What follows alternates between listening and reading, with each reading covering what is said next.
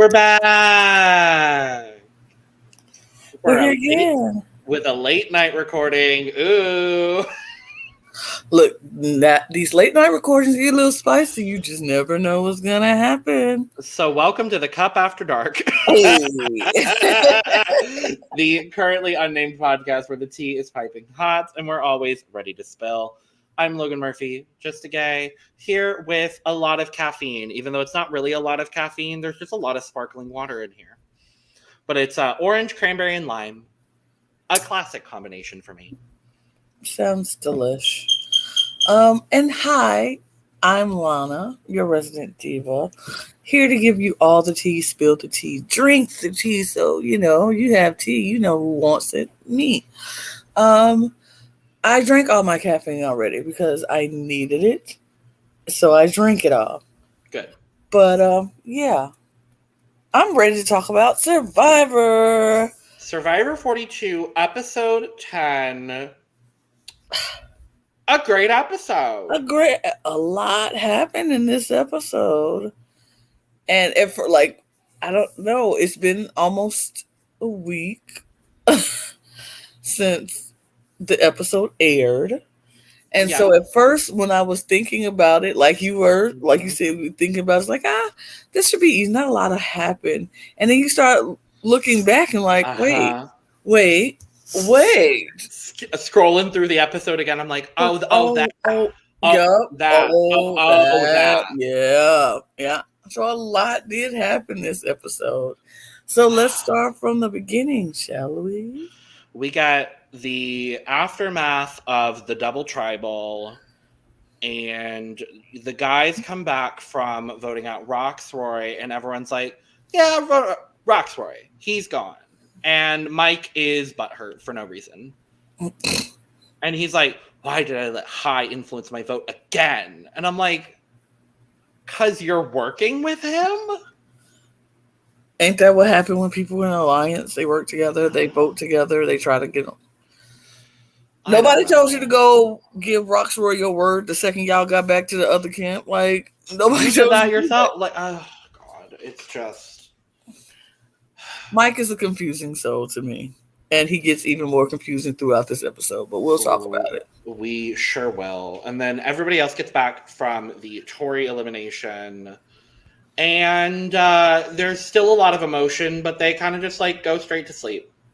Yeah, I think Drea was drained, physically, emotionally drained. And everybody was just drained from that emotional tribal. Yeah. They didn't talk about it. I was hoping they'd talk about it a little bit, but I think everybody was just too tired. So yeah, it's just start a fresh new day. It's done. Let's move on. Yeah. So we pop back in the next day, and we see our queen, Queen Marianne. Oh, Marianne. We're talking about what? You go ahead. Well, no, we're talking. Oh. Well, we start out with Lindsay. Mm-hmm. And talking to Jonathan, mm-hmm. and they're trying to go over. Oh, then Lindsay was talking to Omer, mm-hmm. and she was explaining to how Jonathan was just not listening, just didn't, give her credit for anything. Like, she was trying to give him a plan. It was his way or no way, and she's just like, it's just not.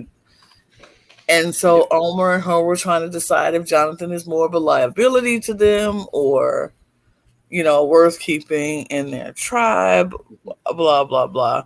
So Omer and Lindsay decided they're going to go search for idols, Idols, 2 idols have been played. It's only natural for an idol to show back up on camp. If you know anything about Survivor, that's just what's going to happen. And after that torrential rainstorm and everything, everybody was just like, let's just go look for dry wood so we can have a fire. So they're looking. Lindsay's looking. Omer's looking. And they're looking. Lindsay's looking in trees, looking in holes or whatever. Puts the hand on a tree and keeps it moving. And the idol was sitting right there in the same tree she put her hand on, but she didn't feel it, so she kept it moving. She keeps it moving, so she's on fighting idol. But then our queen, who we stand very heavily here on the cup, Queen Marianne, is like, let's start this fire. Look at you getting this fire started. Look at you. I'm going to go find you some wood. That's what I'm going to go do. And Marianne goes off and she's looking for the wood, finding little pieces here and there. And she looks up and lo and behold, the survivor god says, you know what? You didn't have to play that idol yesterday. So we're giving it right back to you. And not only, and it's not a beware idol. It's nothing of the sort where she have to do anything. It's a regular idol. And you know what Marianne does, being the queen that she is, finally playing this game and realizing what her placement is in this game. She says, I ain't telling nobody about nothing. Good. I'm keeping this idol to myself that way. And I was very happy for her that she decided not to go tell anybody, because I needed her to keep it to herself so Drea will not use the knowledge as power on her, because she's like, Marianne already gave up her idol. The only person she knows for sure who has an idol is Mike. Yeah. But she also knew that Hai and Lindsay has amulets. So she knew where all the powers are, but she does not know Marianne has another one. So I was very happy about that. We'll talk more about these amulets later on, because they finally come into play. Yes. Kinda. Sort of. And then we see Lindsay having a conversation with Hai. Because it's raining, so everybody's in the shelter. And Jonathan is not even 2 feet behind them. And Lindsay is just like up against Hai, like, what if we voted out Jonathan? And Hai's like, I support it. I support it too. I mean, for the record, I support it too. I am not against it. Not in the slightest. And that kind of is the foundation for what becomes a wild episode. But before we get into the wildness of it all, we get a reward. A basic, lovely, very, very low impact reward. But they're starting in this choppy ass ocean. And I'm like, did y'all not learn from day, 9 or 10, when y'all were in the ocean and the only person that could get in was Jonathan, and y'all had to stop the challenge? Did we not learn from that day to just start them on the beach? Add an extra obstacle and start them on the beach. Like, why are we in this ocean again? I don't care that it's shallow water. I don't care. Don't put them in the ocean. It's Survivor, baby. Like, learn or go home. I mean, that kind of is Survivor. That's honestly what it is. It's like either you swim or you drown. So you see this water's chopping, you better get your swimming legs on. This is Survivor. We don't change challenges for you. Unless it's that one challenge where no one but Jonathan could do it. And so they physically changed the challenge. They literally had to change the challenge for everybody. Okay. Anyway, so it's come out of the ocean somehow, barely. Obstacle, carrying this like little post with the sandbag on it. Then you have to lock it into place at the end, and then you just have to throw one sandbag onto a platform. I feel like they're giving up. I'm like, what is happening?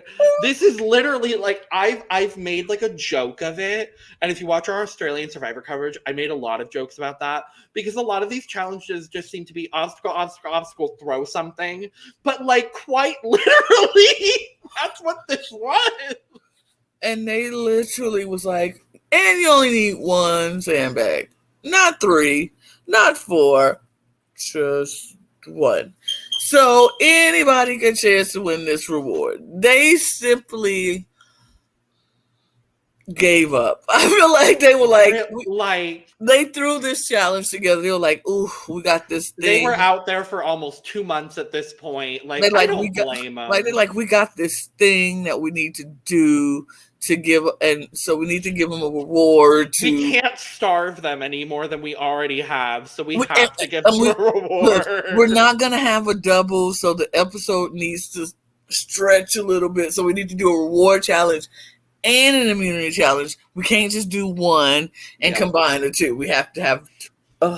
So like, let's throw this challenge together. Here, let them go over this obstacle. And how many sandbags should we give them to throw? Man, just 1. I don't have time to be out here all day. Because he was like, only person, they always probably assumed Jonathan was going to win with the first sandbag. Like, whoop, Jonathan won, done.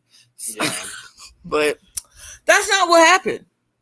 No, because it ends up being a pretty close race. Jonathan is obviously the first one to get there, because duh. But then, like, High's in it. I think Omer's in it. Lindsay's in it. Drea's in it at one point. Romeo, bless his heart, is just struggling. Just struggling. And then everyone kind of gets there except for Romeo. And it was just like, toss, miss, toss, almost get it. Toss, miss, toss, almost get it. And then, almost out of nowhere, Lindsay wins. She just tosses it and it lands. I was like, yay! I love that for her. Me too. So she gets to go to the sanctuary. I love that we're finally naming these places. I appreciate it as someone who reviews the show. And just as a fan in general. But she gets to go to the sanctuary, which is that little island. They used it in 41 last season when they had to do the overnight trip there to talk about, was it the amulets? Or it was something. Some power, whatever, early on in the game. But whatever. They go there, and it's pizza and beer. And I'm like, this would ruin my stomach, but I would be so excited to go. Exactly. I would be like, do you have any lactate on hand? Because I will be needing it unless you have vegan pizza, and then or vegan cheese. And vegan cheese isn't that great, but whatever. So she gets to pick someone. And I thought it was so sweet and lovely. She's like, the only person that hasn't been on a reward yet is Omer. And I was like, yes. That's very sweet. Yes, because we love Omer. And then she turns to Jeff and she's like, can I take another? And he's like, yeah. I mean, it was probably planned all along to do 3.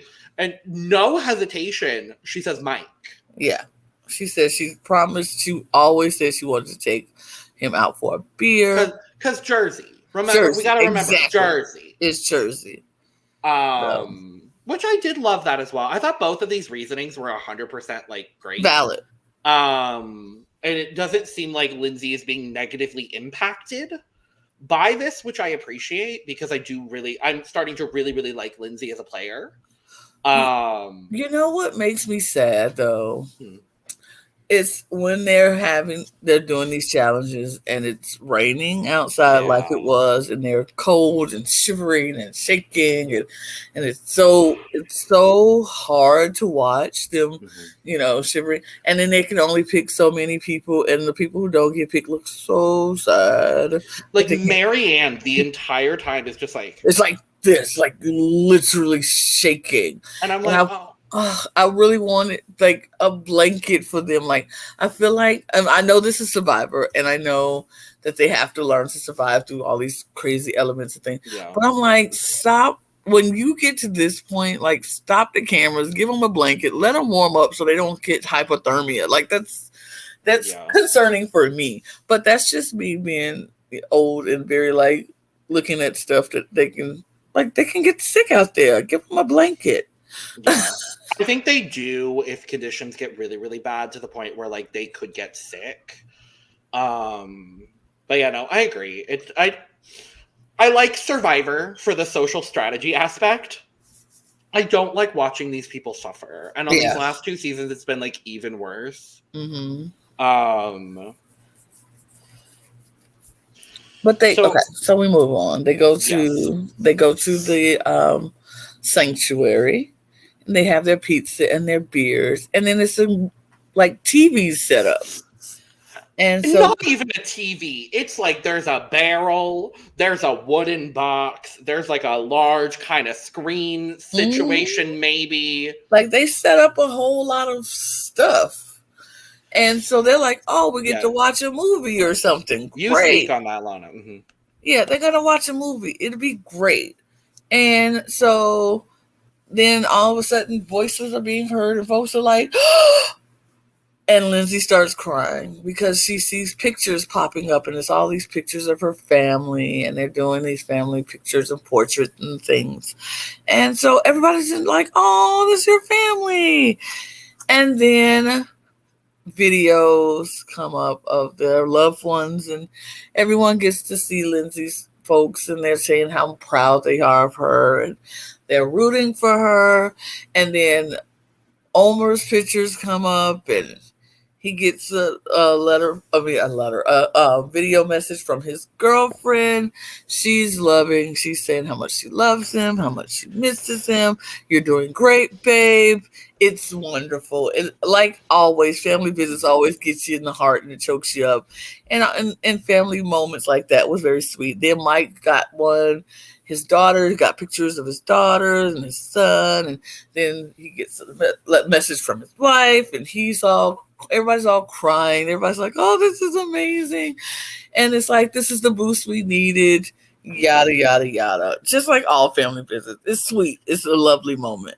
I loved this, but I have to say, showing this video message on 8 different screens where none of them showed 100% of the video just annoyed me.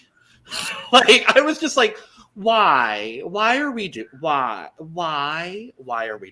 this? It was a cool setup, Logan. Look at the screens all over the place and barrels. I would rather be able to see my loved ones on just one screen than see 8 of them. Like, oh man. So yeah, it was interesting setup, but yeah, everybody loved it. They were excited. Then we move on. We go back, and it's immunity challenge time. Well, no. Oh, wait.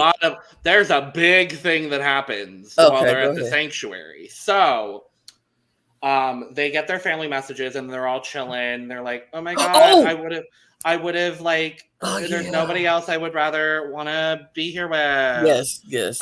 And then they're talking about strategy and Omer. We have to talk about King Omer because Omer is playing this game the best. He is the puppet master that literally no one recognizes him. It is Final 8. Yep. And no one, and at this point, I'm kind of like, well, crap, if he makes Final Tribal, are they gonna like actually believe are they gonna like believe that he had a hand in all of this stuff? Like, I'm getting slightly concerned that people aren't seeing him at all. Mm-hmm. And like, I don't want him to be voted out, obviously, but I want like his gameplay to be a little bit more present, I guess is not really the right word, but whatever. Omer turns to Mike and is like, well, I have the tea because I had a conversation with Hai, and he said that Mike was his puppet because Omer is now looking at the game and is like, the next person I need to get out who is the most dangerous for my game is Hai, which I agree completely. Mm-hmm. And so obviously, Mike, being the emotional player he is, he's like, I cannot believe that Hai would say this. I knew Hai would say this. We need to vote out Hai. And so Lindsay is sitting here, obviously with the information that she has, and she's like, well, I can let y'all in on the tea. And Lindsay go ahead. Yeah. Go ahead. Oh, Lindsay lets them know about the amulets, and that and they're made aware that like if Hai leaves, there's a little bit more, like there's a better incentive because then it goes from an extra vote to a steal a vote. Yep. If there's only 2 amulets in play. Yep. And so they all kind of agree. They make this plan. Let's get Hai out. And then we go to the immunity challenge. Go ahead. Oh, I was going to throw to you for the immunity challenge. I know, you go right ahead. Oh, okay, cool. Well, immunity challenge. We've seen this one again, time after time. Again, I think they're getting lazy. And you have to balance the ball on the bow. Mm-hmm. Very alliterative. We do this challenge. Good old Mike is out within 5 seconds. Yep. And it ends up coming down to Lindsay and Jonathan. Mm-hmm. Kind of wild, kind of crazy. And I was like, Lindsay, are you going to pull out? Is this going to be Lindsay's episode? And guess what, Lana? It was Lindsay's episode. She wins all the challenges this episode. I love to see it. I'm really liking Lindsay. So, work. Yeah, she did well. And, like, it was that third ring that took Jonathan out because he was balancing and holding on for most of it and readjusting. But that third one, he couldn't even get up there real good. So, he kept falling over, and I thought it was the funniest thing. It was quite hilarious, because he's just got giant feet and on the little pegs. It's just not cute. So we go back to camp, mm-hmm. and I mean it's pretty straightforward. So, everybody's thinking like, okay, what should we do? We should take out Jonathan here because Jonathan is an obvious threat to everyone's game. And you want everybody to be on the same playing field moving forward. Lindsay was very much like, yeah, Jonathan needs to go. Everybody was it was like a done deal. Like Jonathan was the number one target. Jonathan needs to go. But first, there's a plot twist that is starting to occur because the plot twist is Omer. Because Omer is like, this was a little easy. A little too easy. That everybody is on board with Jonathan. So, is that actually good? Or do I want to create some chaos? And so Omer decides he wants to create chaos. Omer woke up and chose violence that morning because Omer was like, I know Jonathan is the way to go. I know eventually he needs to go. But somebody else is more dangerous than him for me. And so, because right now, Omer is good with Jonathan. If Jonathan goes, he's not coming after him. Yeah. So he knows the enemy that Jonathan is. He don't know the enemy that Hai is. And so Omer decides to shift his efforts and turn it to Hai. Yeah, it's kind of this elaboration upon this plan that was made at the sanctuary. Mm-hmm. He wasn't really sure whether, and he ends up waffling a few times actually during this episode. Because then skipping ahead for a hot second, because narratively it makes sense. The target kind of shifts onto Hai, and then he's like, wait, because Hai's ostracized now, and everybody wants him out, maybe I need to work with him. Right. And so it's this like dilemma back and forth right before tribal of, is Omer like gonna shift votes back onto Jonathan? Like what are we doing here? We also see like Omer does a lot of the work, and I love Omer for it. I also want to give a good chunk of kudo to Lindsay. Yes. Because Lindsay immediately goes straight to Drea, which is the smartest thing she could have done.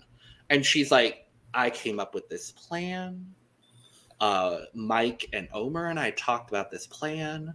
We want to get Hai out because then we can use our thing together to try to get, like, to steal somebody's vote, and maybe we can do some shenanigans and buffoonery later on down the road. Mm-hmm. I appreciate that Lindsay went straight to Drea and is seemingly wanting to work with Drea, because I feared the opposite scenario. Yeah. Where now that they're targeting High, are they going to target Drea next? Right. So that way Lindsay has an idol.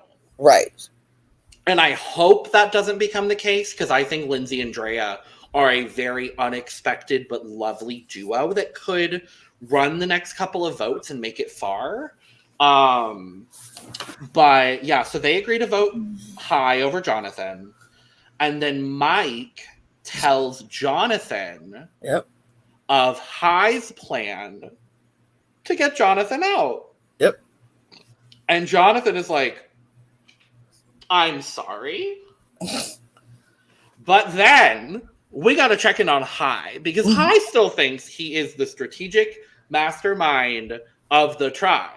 And so he's like, well, I'm voting Jonathan, but I need to make Jonathan comfortable. So I'm going to go to Jonathan and tell him to vote Romeo, and that I'm going to save him with this idol that I don't have. And I'm like, what? What? Huh? What? But Jonathan already knows that High is trying to take him out. And so in a moment of brain power for once from Jonathan, he is like, yeah, totally. Romeo, thank you. Bullshit. Right. Oh my God, thank you. Yes, let's vote Romeo. Sure. No. Jonathan's pretty dumb, but he's not that dumb. He might not have all the tools in the shed, but the ones that's in there are working a little bit. Yeah.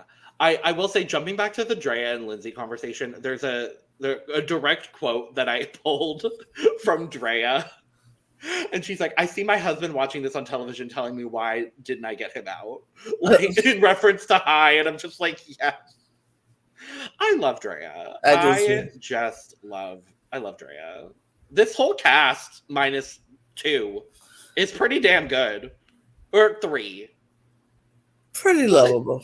We'll say 3, minus 3. I like everybody else for the most part. So we go to Tribal. Mm-hmm. And it's vague, Very niceties. Until Jeff asked Lindsay, what is your vote based on tonight? Mm-hmm. This is where I was like, Lindsay is giving away her answer without giving away her answer. Like, this was the best way to put it. Lindsay was like, this vote for me is about evening out the playing field. I feel like we need to even it. Somebody needs to go so everybody else has a chance of actually winning this game. Yep. Which you hear it, you're like, oh, Jonathan. She's going Jonathan, because as when he goes, the playing field is very much open at this point. Yeah. But in all actuality, that is not what she was saying. What she was getting at was, we need to even the playing field, because somebody here feels like they are above the law of the Survivor game and is the king of strategy. And if we get the king strategies out the way, then everybody else can play this game without having to worry about you. Well, and then High, in response to Lindsay, basically, he gets a response, like a question similarly from Jeff, and his response is then about, like, it depends on the perspective in whatever they're strongest in. It depends on what you value and want in an ally and what you're scared of in an adversary. And I mean, a lot of prolific things being said at tribal councils this season, which I really love. But we go to the vote. Blind side.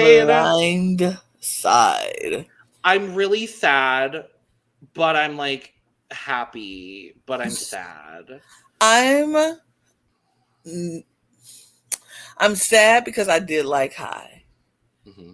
But I'm like, High also brought this on himself when High was talking about how great he was at this. Like, he got really cocky about it. And sure, what Omer said to Mike wasn't true. We all know it wasn't true. High never said that.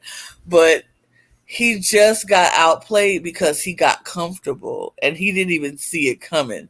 Like, I love a good blindside when it actually is a blindside and the person just has no idea. And my favorite thing with this too is High's reaction. He's like, this is exactly how I wanted to go out. Who doesn't? This is my thing.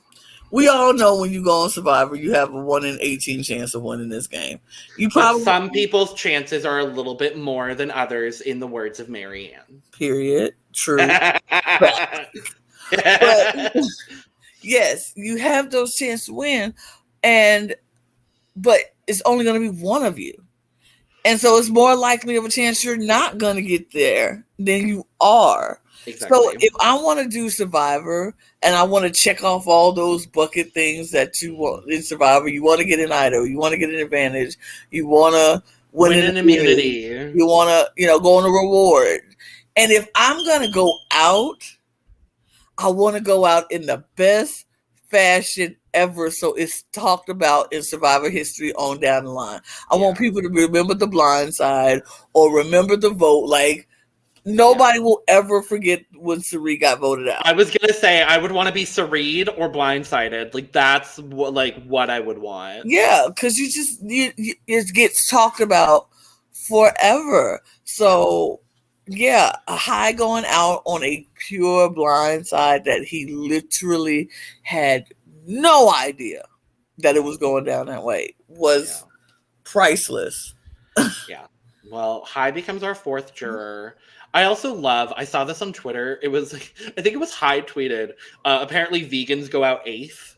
Yes. I saw him and Shan. And I was like, oh shit. And then a guy from Australian Survivor as well, who's vegan. So I was like, vegan place. Don't go on Survivor if you're vegan and expect to get better than 8th. You will be getting 8th. 8th. That's as good as you go. Except your 8th place. That's crazy. Yeah. I am upset that we've lost our final representation for Asian people on the show this season. But again, we're saying the final, which is a start. There were 3, and I appreciate that there were 3 out of 18. Yes. I also appreciate that all the Black people are not getting voted out in succession. I am very happy about it. Thank you. Look, thank you to good idol finds this season. Very that. So that's the episode. Another really short episode from us. I don't know what's happening recently, but like a bunch of our episodes have been super short. We love it though. I'm here for it. Truly. We do. Especially tonight. I'm here for it. Especially tonight. Yes. Absolutely that. So we got 7 left. We do. We got 7 left, and we're gonna go into next week, and Marianne will still have an idol, and Drea still has other powers and advantages. Now, is next week the last time they can use advantages? Maybe 6. It's 6 or 5, and I don't remember which. I can't remember which one it is, but yeah, I was gonna say if next week is the last time that we're getting idols, like we've got Marianne and Mike with an idol, Drea with the knowledge is power, Drea and Lindsay with the steal a vote now with the amulets together. I'm excited. I am too, because I'm like, this could turn out to somebody could get Sarid out of here. All these idols and amulets and stuff can be played. Yeah. It's going to be interesting to see what happens and how it shakes off. I'm excited for it. Yeah. We only got to Wednesday tomorrow now for me. It's almost there. It's pretty much there for me. Yeah, so literally tomorrow we'll find out what happens with the rest of these powers. Wild. But that's it, y'all. Yeah. Thanks for joining us. You know what to do. Hit like, subscribe, everything on your way out. Follow us at the cup_reality on Twitter to get all our information. The schedule is out now for what is happening this week. And lots of live streams. Lots of live stream is happening. Eurovision is going live every day this week. Every other day. It seems like every day this week, but it feels like every day. But with that, all right. Let's get out of here. Bye. Cheers. Bye. Cheers. Bye-bye now. Bye-bye. So long, farewell. Goodbye. Bye-bye. Bye-bye. Oh, goodbye.